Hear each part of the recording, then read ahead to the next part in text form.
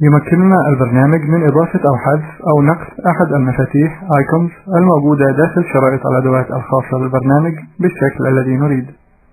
كما يمكننا تقسيم مفاتيح هذه الشرائط إلى مجموعات، فمثلا لإضافة أحد المفاتيح إلى هذا الشريط نفتح القائمة Tools ونختار Customize، ومن المربع الحواري Customize نفتح لوحة المتغيرات Commands ونختار اسم القائمة التي تحتوي على الأمر الذي نريده من القائمة Categories،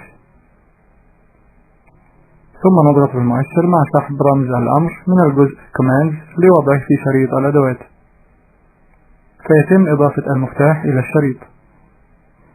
وإذا أردنا فإنه يمكننا وضع هذا المفتاح داخل مجموعة جديدة داخل الشريط، وذلك بالضغط على هذا المفتاح بمفتاح الماوس الأيمن ثم اختيار Begin a Group من القائمة المختصرة، فيتم إضافة مجموعة جديدة بداية من موضع هذا المفتاح.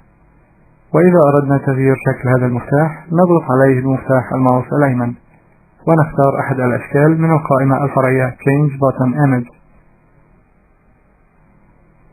كما يمكن إظهار المفتاح ككتابات تكست بدلا من صورة الآيكون، وذلك باختيار Text Only Always من القائمة المختصرة.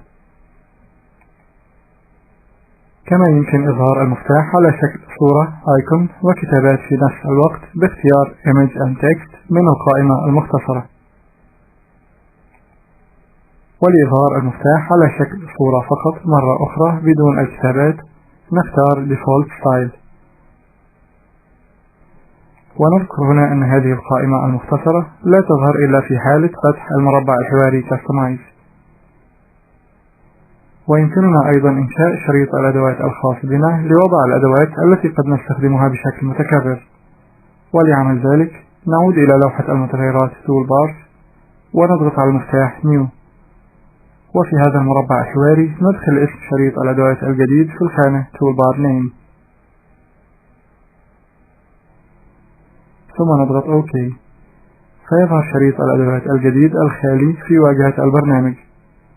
فنختار رموز الأوامر التي نريد إضافتها إلى هذا الشريط من لوحة المتغيرات Commands بالضغط بالمؤشر على رمز الأمر والسحب إلى شريط الأدوات الجديد. كما يمكننا نقل أحد المفاتيح من أي من هذه الشرائط المفتوحة داخل البرنامج، وذلك بالضغط مع السحب للمفتاح إلى الشريط. كما يمكننا أخذ نسخة من أي من هذه المفاتيح بالضغط على المفتاح Ctrl أثناء الضغط مع السحب على هذا المفتاح. كما يمكن إضافة أي من أوامر القوائم المنسدلة كمفتاح داخل هذا الشريط بفتح القائمة التي نريدها، ثم نضغط على المفتاح Ctrl من لوحة المفاتيح أثناء الضغط مع السحب للأمر إلى الشريط، فيتم إضافة الأمر كمفتاح داخل الشريط. وإذا أردنا حذف أي من هذه المفاتيح من الشريط نضغط مع سحب المفتاح إلى خارج شريط الأدوات، أو نضغط على مفتاح الماوس الأيمن فوق هذا المفتاح ونختار Delete من القائمة المختصرة.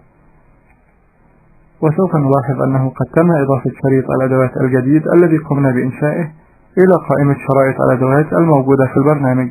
فعند فتح القائمة View ومنها القائمة الفرعية Toolbars نلاحظ ظهور شريط الأدوات الجديد.